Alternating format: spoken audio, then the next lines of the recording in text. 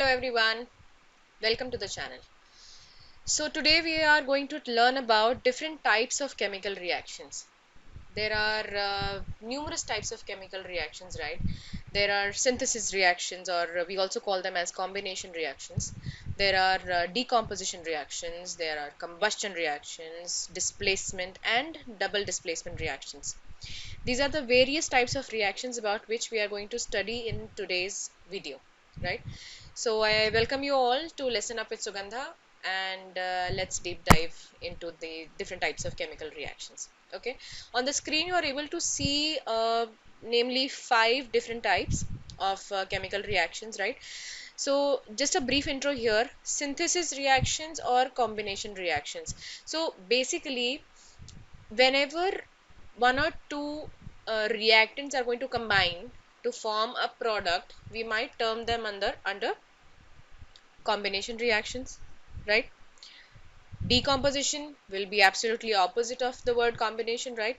If we learnt about combining of reactants into one product, we might learn the reverse way here, that one reactant might break down into its constituent products, or into its constituent parts, or maybe just can simply decompose into one or two several parts.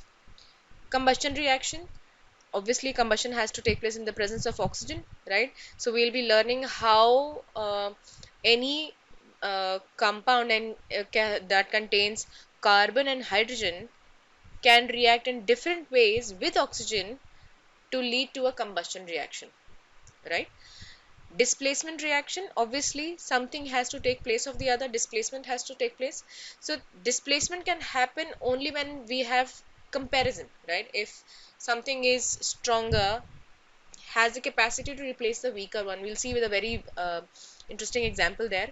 And double displacement, no problem, uh, one of the elements is going to displace the other one, right? We'll see and deep dive there.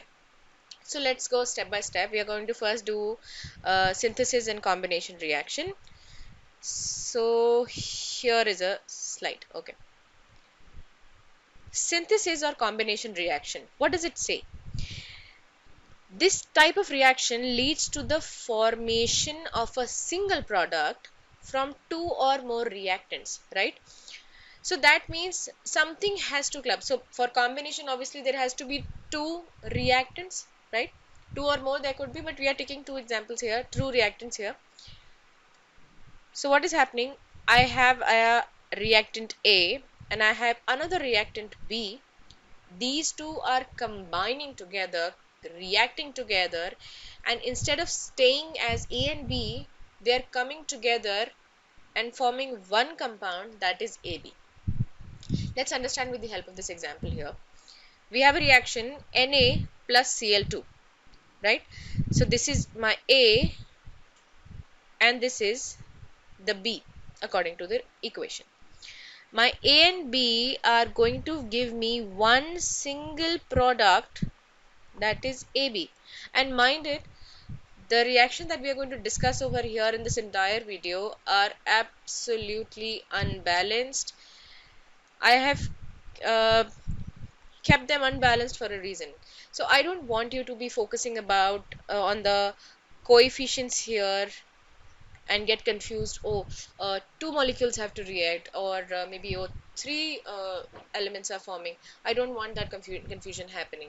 So just to avoid that confusion, all the equations here that you will see are absolutely unbalanced, right? So focus on the reactants and the products and the type of equations, type of reaction that we are doing, and not on the coefficients. Okay, so we've just understood that combination reaction, A and B will lead to the formation of a combination product, which is AB. Na plus Cl2 forms one single product, NaCl. Let's look at another example. CaO, this is my A, and H2O, this is my B. So right, there is no necessity that we could have just one element in the reactant, right? So we have a compound which is acting as A and another compound which is acting as B, right? This is leading to a combination and a final product of AB, which is in itself is one product, right? This is CaOH whole twice. This is our one product AB. So my combination reaction proves here that A and B leads to the formation of AB, right? This is how synthesis happened. This is how combination reactions are. Okay, let's pan over to decomposition reactions. Now, decomposition reactions are going to be the opposite of combination reactions. There's a DE here. So, according to this, as discussed earlier, in combination reactions, so what was happening? A and B were combining to form AB. Here is the opposite is happening. AB is breaking down into A and B, right? So, what does it say? Decomposition reactions leads to breaking down of a compound into simpler products. Now, focus on the word simpler. I have not written into its constituent products. The reaction that is decomposing will not necessarily lead you to the composition of that substance, right? It might just simply break down into simpler products. Let's understand how. So we know that AB is going to break down into A plus B. Okay, let's have a look at this first equation. AgCl, it is decomposing into Ag plus Cl. Now this might seem the case that Ag and Cl, whenever they will go in the reverse direction, they are going to be the constituents of AgCl, right? So I have one reactant and it is decomposing into its simpler forms, simpler products A and B, right? May or may not be its constituent products. Okay, let's look at another one. CaCO3. So this is my AB here and this is a complex compound. This is decomposing into A and B, right? This is itself a compound, right? It has Ca and O. So, and this one is another compound CO2. This has C and O2 as well. So, decomposition reactions do not necessarily mean that CaCO3 should be breaking into Ca plus C plus O. No. They might just break down into simpler products, which is CaO plus CO2. Right? Okay. So, my equation proves true here that AB is going to break down into A plus B, which are simpler products. Okay. So now we have another reaction, combustion reactions. Combustion reaction, that means we need oxygen, right? So what does the reaction actually is? A compound containing carbon and hydrogen in any numeric combinations, right? And sometimes oxygen as well, reacts with oxygen to form carbon dioxide and water. Any combustion reaction will have oxygen necessarily in the reactant side because combustion can happen only in the presence of oxygen. And the end products, whatever we'll get, will be carbon dioxide and hydrogen in all the combustion reaction cases, right? So the generic equation of combustion reaction goes as follows: CXHYOZ. So now these X, Y, Z, these means that these are different numbers, different combinations. So C and H, carbon and hydrogen, will be present in every reaction of combustion. O might be present or might not be present. And these X, Y, and Z represent different numbers, right? So there could be a 2 here, there could be 4 here, X could be 3 here as we are seeing, 8 here. So right, we'll see in deeper details in the further equations. And O2 has to be there because it is a combustion reaction. Then we have, as the definition says, CO2 and H2O. So we have CO2 and H2O in the generic equation as well. Let's understand with the help of this equation. C3H8. My X is 3 here, and my Y is 8 here, right? We don't have oxygen in this example.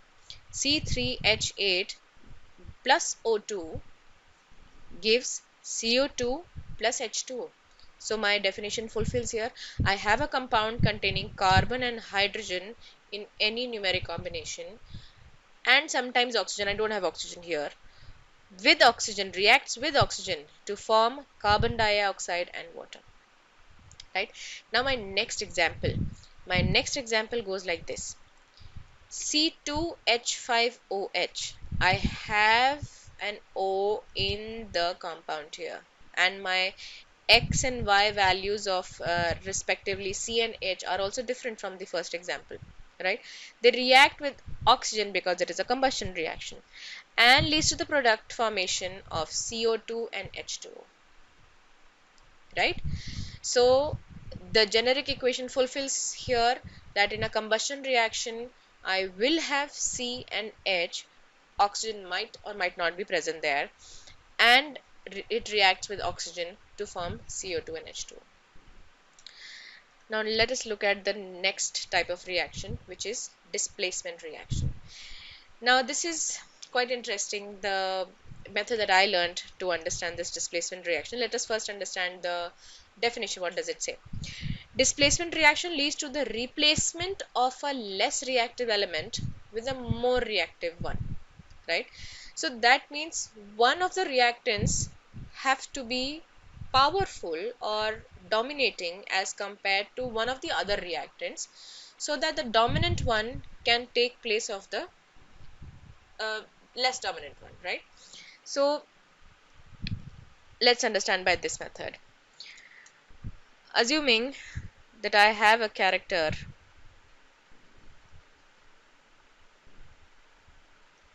who is a giant, who is big, and I have other two normal heighted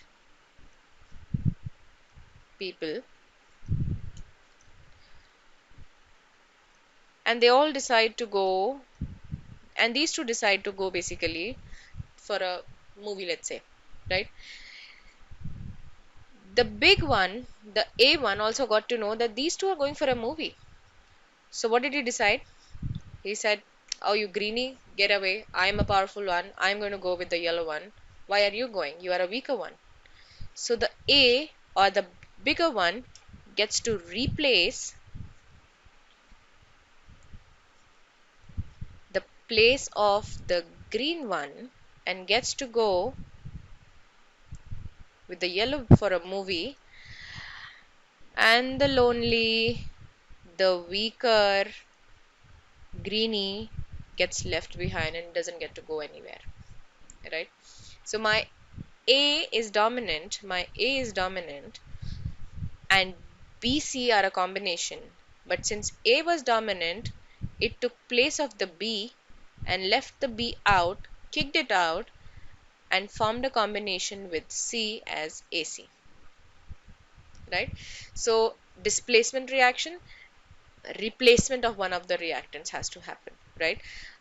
A being the dominant takes place of the B and forms a product with C. So A plus BC will form B, which has been kicked out, left alone, plus AC. Let's understand with an example here. So I have Fe plus CuSO4. My A, my A plus BC, CuBSO4C. Okay, A plus BC, Fe plus CuSO4 forms. So my A will form a product with C. So that means A is formed a product with C and B is left behind. That is Cu plus FeSO4. Fe plus CuSO4 leads to the formation of a displacement reaction, and the so formed products are Cu plus FeSO4. Right? Let's look at another example. So in the next reaction, what do we see? We have Cu being the dominant one, is the powerful one, and this one is going to take place in the displacement reaction as the dominant one, right? So Cu takes place of Ag, what does it do? It forms a product with NO3, CuNO3 whole twice, and Ag is the weaker one which gets left behind, right? So this was displacement reaction. Now let us look at the double displacement reaction. So this is an extension to the earlier displacement reaction that we did.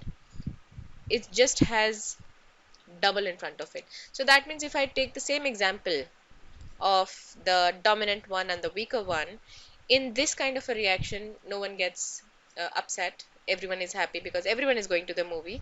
Just the partners are exchanged, right? So let's understand this way. I have the same chap,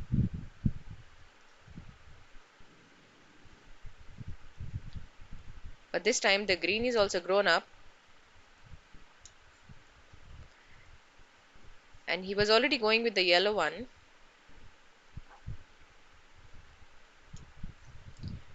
And I have another member who's also equivalent to all. So all of these are equal with equal strengths, equal powers, right? And all of them do get to go to the movie, but they exchange their partners. They say, I've always been going, the green says that I've always been going with yellow.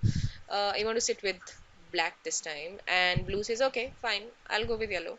So what happens here? The blue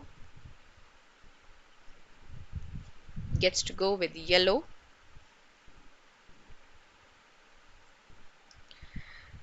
and the green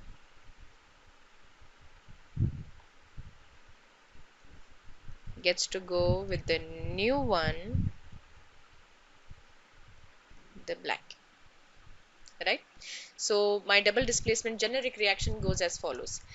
AB is one reactant that reacts with CD, that is another reactant, and forms two products again as reactants, but the displacement has occurred here of the cations and anions, the positive and the negative ions just switch places, right?